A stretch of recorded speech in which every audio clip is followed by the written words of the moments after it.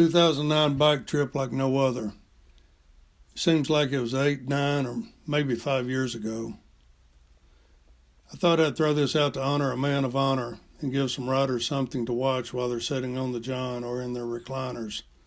Studies suggest those are the number 1 and number 2 preferred locations of readers when they're on social media. This guy pictured is a vet named Chilli. He's my father-in-law and the last of an old-school breed of men that this world needs now more than ever before. He has grit, he is well-mannered, he is faithful in God, and tougher than men half his age. I've ridden with them all back in my days.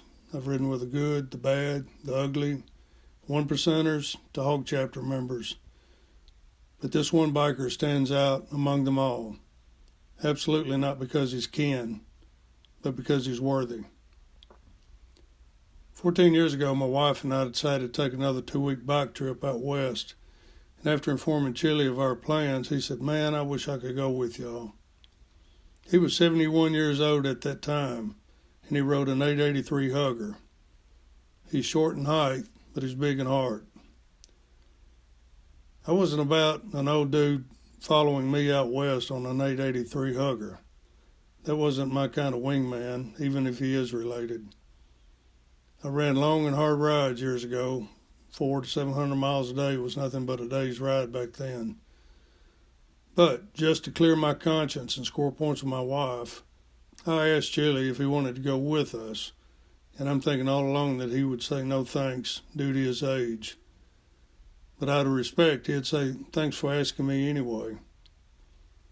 Nope, to my surprise, he said, "Heck yeah."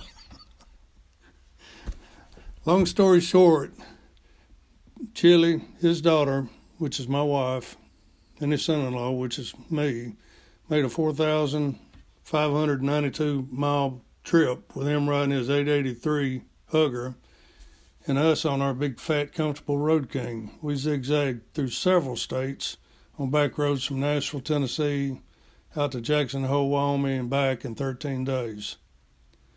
The first day we left, we'd ridden a little over 250 miles, was going through a small town in Missouri, speed limit 35, so we'd slowed down, and my wife leaned up and said she was worried about her dad, wanted to check on him. So I pulled into the next gas station and pulled up to the pumps. Chilli got off his bike and said, "What are we stopping for?" And I said, "Well, your daughter needs to pee, and I thought we'd go ahead and cap off our gas tanks while we're here." So me and him stand there pumping gas in our bikes, and I looked at him and I said, "Hey, Pop, how you feel? You feel like riding a little bit further, or you want to call it a day and just get a motel room in this little town here?" He looked at me kind of funny, said, "Son, you ride as far as you can, and I'll ride another 50 miles. And then we went back to pumping gas. Needless to say, I did not ask about his well-being for the rest of the trip. Even when we was in Cheyenne, Wyoming, he hit a pothole on a truck stop so hard that it collapsed his front forks to the point that the triple tree dented the top of his fender, and fork oil sprayed out of the fork shells like a sprinkler mess. But he didn't wreck or even get excited about it. No big deal to a man like him. It's just the cost of an adventure," he said later. Chilli and I fished the Snake River, and we peed in the Snake River. We seen bear, moose, wild turkeys, wild donkeys, and much more wildlife. We sat on our bikes in the middle of the old highway that runs through the Badlands of South Dakota and drank a beer on the center yellow lines in the middle of the road, and not one car or truck came by to interrupt our 10-15-minute rest stop moment. And it was the first 2-week bike trip that I'd ever taken that I did not get rained on one time in 13 days. Chilli's now 84 years old, and he sold his bike several years ago after he was run off the road by an idiot driver. He didn't wreck the bike, but he was shaken up by the moment. He said it was time to quit while he was ahead, and that he was thankful for the years of riding and having the brains to know when to hang it up. I wish I'd had the brains back then to buy that bike of his, just to keep it around. Heck of an old man I speak of, kinfolk or not. Tough as hickory wood to ride an 883 Hugger 4,592 miles in 13 days at 71 years of age.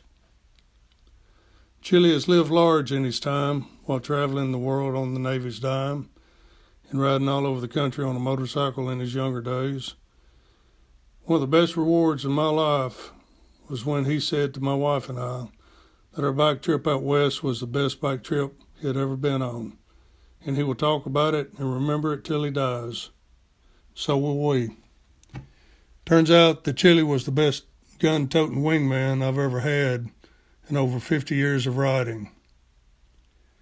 The simple things remembered in life really matter.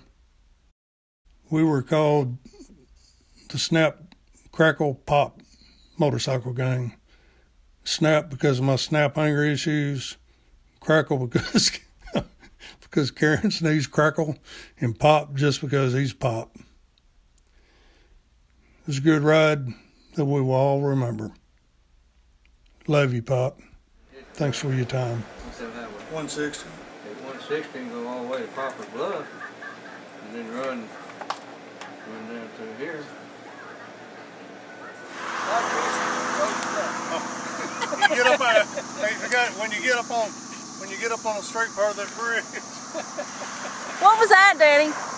Getting off of Central Pike. How do you do it? You go under the bridge, around, and back.